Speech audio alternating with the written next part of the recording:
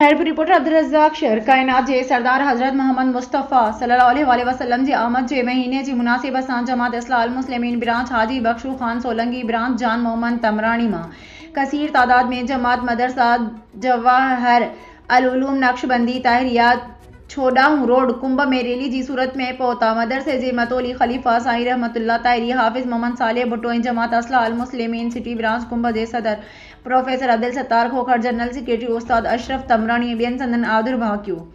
जवाहिर अलूम नक्शबंदी तारिया मदरसे मां समूरी जमात रैली जी सूरत में शहर जे तरफ़ हलण लगा। हिन आशिकाने रसूल रैली में मुख़्तलिफ़ मदरसनि जे